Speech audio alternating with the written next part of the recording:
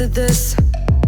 I don't know how to act, don't know how to adapt to this situation. Now used to this, no, Welcome to the Ville. better let myself give in to love. Hey guys, welcome to the Ville. Hello, devils. Hello, devils. I hope you're having a good quarantine. Hello, devils. Hey guys, welcome back to the Ville. You getting into my brain. I feel emotionally drained. Hey, what's up, devils? Welcome back to the Ville. Getting into my brain. You getting into my brain. You're new to me. Hey devils, it's Elise Fleshner. I'm here with my dad, Heath Fleshner, and we're going to talk a little bit about what he does and about masks. Go Devils. So how long have you been working with masks and respirators with your job? I have worked with masks and respirators for over 23 years. Cool. Can you explain what's the difference between just like a normal hospital mask and like a respirator? Like, is there a difference there, and what is that? There is, yeah, sure enough. There's actually three different types of masks or face pieces. The first, most commonly used, found at the hardware stores and whatnot, is a mask that would be similar to this, but it would only have one strap on it, and that's considered a dust mask. The surgical masks that you see that are pleated that the doctors wear, those are specifically designed to block doctors' coughs or sneezes from infecting patients while they're working with patients. I should go back in the dust mask, the single strap dust mask, which is a very thin single layer of paper filter media, is specifically designed for carpentry, sweeping, cutting the grass, just basic types of chores or tasks like that. Okay. Finally, the respirator, which is also commonly referred to as a dust mask, would be something like this that has two straps. It will always have a denotation that it's tested by an agency called NIOSH, the National Institute for Occupational Safety and Health. They're a division of the CDC, Centers for Disease Control, and they test and certify manufacturers' products, like this one from 3M. This mask here is from a company called Moldex, and you've probably heard Honeywell in the news as well. You don't see N95 on the mask here anywhere, but it is on the head strap of this one. Most masks you'll see the N95 somewhere on the bottom below a valve like that, or just on the lower part of the face. N95 respirators themselves are specifically tested and meet the criteria for blocking out all non-oily particulates at a 95% efficiency rate for microns or contaminants that would be smaller than 0.3 microns. Larger than 0.3 microns. The coronavirus in particular is actually about 0.1, between 0.07 and 0.1 microns. So the filter media itself would not be able to capture that, but these respirators are also electrostatically charged, and that electrostatic charge makes those smaller microns adhere to it and not get through it as well. So that's what an N95 respirator really is and does. So what are your thoughts on people's homemade masks to fight off the virus? So the homemade masks that people are making are typically heavyweight cotton t-shirts. They're bleached, they're dried, and then they are sewn together with an online pattern that people find, sewn together in a certain style with shoestrings or some kind of straps. Those masks, while they do help a little bit with the larger particulates of the virus, like a cough or spray, they would not necessarily block out all of the very small microns as we talked about with the N95. So they range anywhere in effectiveness from about 50 to 65% effective. So if you are really concerned about it, I would suggest not using one of those cotton masks, but finding a legit N95 respirator.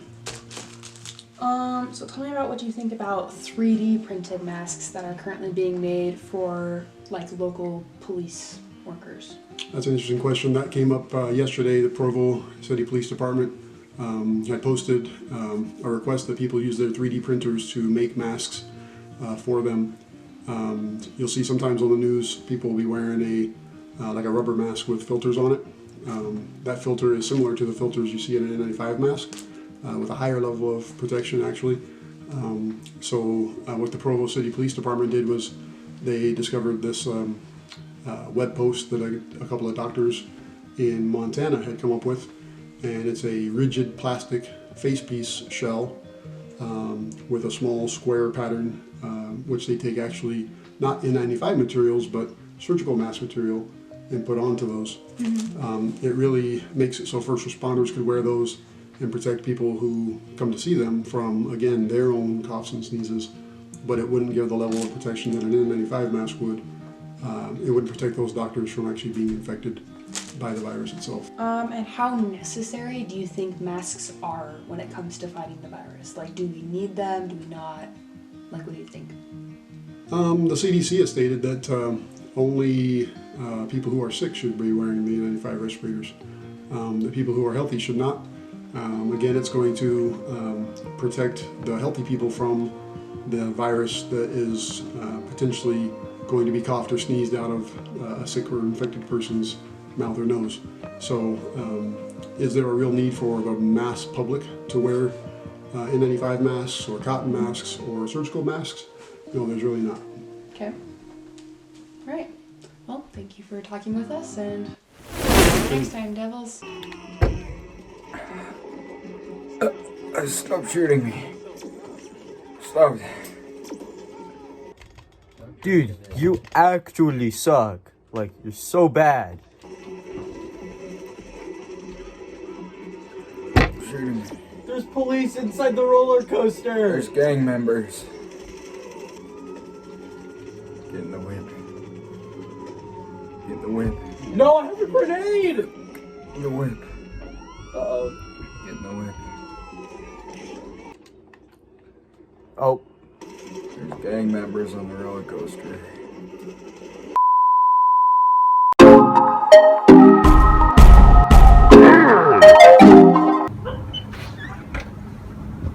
I told you to wear a pink sweatshirt. Do I look like a guy who has a pink sweatshirt? What about green? Okay, I don't see how this is gonna be any better, but... Oh! Yeah, this'll work.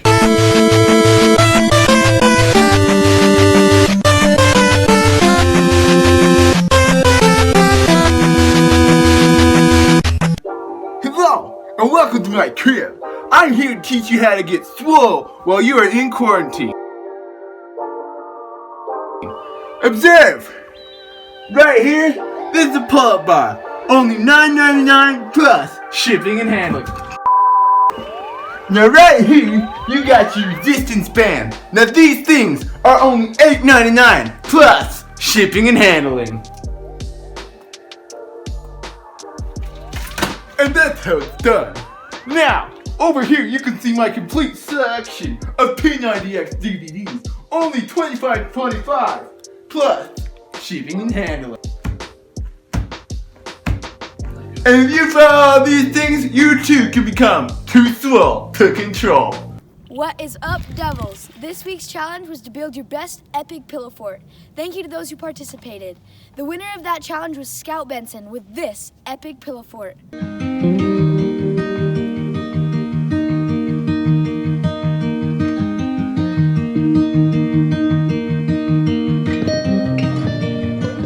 Get ready, guys, because this next challenge is a doozy.